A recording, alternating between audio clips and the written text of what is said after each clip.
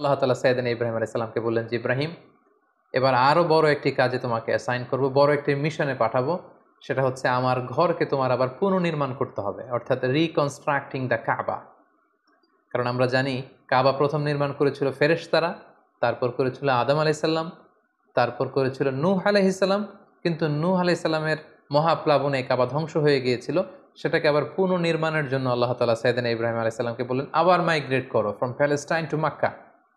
আমরা যদি সাইয়েদনা ইব্রাহিম আলাইহিস সালামের জীবনী দেখি, কতবার যে তিনি মক্কা থেকে ফিলিস্তিনে এসেছেন, আবার ফিলিস্তিন থেকে 1200 কিলোমিটার পথ পাড়ি দিয়ে তিনি মক্কায় গিয়েছেন, তার কোনো ইয়ত্তা নেই।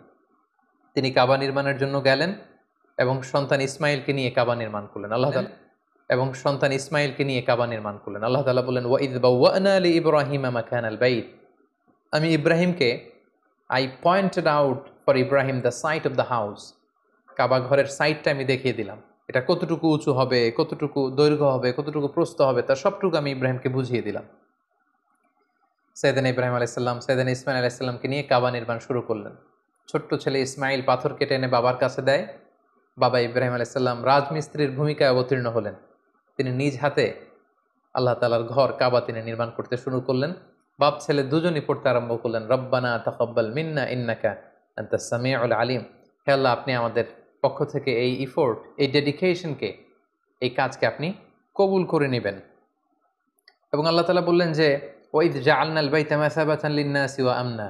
আমি এই কাবা ঘরকে, ইব্রাহিম ইসমাইলের পদধূলি ধন্য এই কাবা ঘরকে গোটা বিশ্বের মানুষের মিলন কেন্দ্র বানালাম। যেটা আমরা হজ উমরার সময় দেখি, more than 2 million Muslims they gather together in কাবা।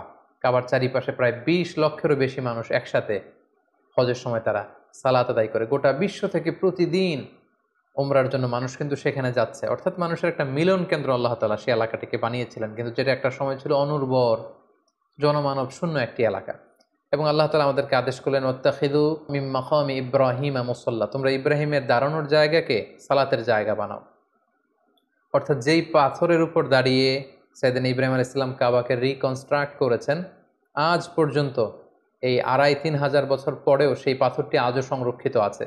আপনারা হজ উমরা যারা করেছেন তারা দেখেছেন সেই পাথরটির চারদিকে সেটা সংরক্ষিত আছে। সাইয়েদনা ইব্রাহিম আলাইহিস সালামের ফুটপ্রিন্ট সেখানে আছে, পায়ের ছাপ আছে। এবং সেটাকে সামনে রেখে টু দ্য ডাইরেকশন অফ কাবা সালাত পড়াকে আল্লাহ তাআলা আমাদের জন্য অবধারিত করেছেন, তিনি আমাদেরকে আদেশ করেছেন। এবং সাইয়েদনা ইব্রাহিম এবং ইসমাইলকে বলেছেন, তোমরা কাবা ঘরকে পরিচ্ছন্ন করো, ঝাড়ু দাও। সাইয়েদনা ইব্রাহিম আলাইহিস সালাম সফলতার সাথে কাবা পুনর্নির্মাণের এই মিশনটাও সম্পন্ন করলেন। সম্পন্ন করে তিনি কায়মনোবাক্যে আল্লাহ তাআলার কাছে একটা দোয়া করেছিলেন, ঐতিহাসিক দোয়া।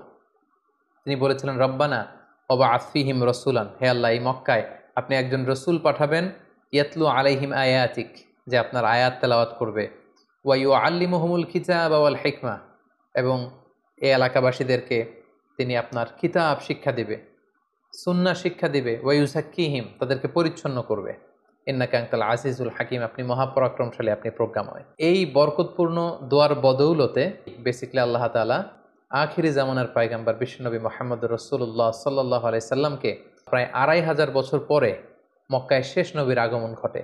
এবং আল্লাহ রাসূল সাল্লাল্লাহু আলাইহি ওয়াসাল্লাম তিনি বলতেন, আনা দাওয়াতু আবি ইব্রাহিম, আমি হচ্ছে আমার বাবা ইব্রাহিমের দোয়ার ফসল। ওনার দোয়ার বদৌলতেই আল্লাহ তাআলা আমাকে এই পৃথিবীতে শেষ নবী করে পাঠিয়েছেন। একেবারে শেষ পর্যায়ে আল্লাহ তাআলা ইব্রাহিমকে বললেন যে, ইব্রাহিম, তুমি মক্কা ছেড়ে যাওয়ার আগে মক্কাতে একটি ঘোষণা দাও, ঐতিহাসিক ঘোষণা, বিগ অ্যানাউন্সমেন্ট। সেটা কিসের ঘোষণা? সেটা হচ্ছে হজের ঘোষণা। কিভাবে হজ শুরু হলো, তুমি হজের ঘোষণা দাও। সাইয়েদনা ইব্রাহিম আলাইহিস সালাম বললেন, আল্লাহ, এখানে কোনো মানুষ নেই, কোনো জনপদ নেই, কেউ নেই, আমি কার কাছে হজের ঘোষণা দেব? আল্লাহ তাআলা বললেন, তুমি শুধু ঘোষণাটা দাও, গোটা বিশ্বের মানুষের কানে এই ঘোষণা পৌঁছে দেওয়ার দায়িত্ব আমি আল্লাহ নিজে নিয়ে নিলাম। ইব্রাহিম, তুমি ঘোষণা দাও, তোমার এই ঘোষণার বদৌলতে দেখবে আগামী বছর থেকে গোটা বিশ্ব থেকে মানুষ আসতে শুরু করবে।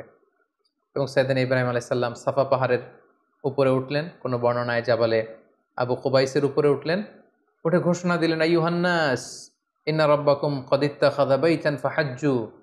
হে গোটা বিশ্বের মানুষ, আল্লাহ তাআলা একটি পবিত্র ঘর নির্মাণ করেছেন আমার মাধ্যমে, তোমরা এই ঘরে হজ পালনের জন্য আসো।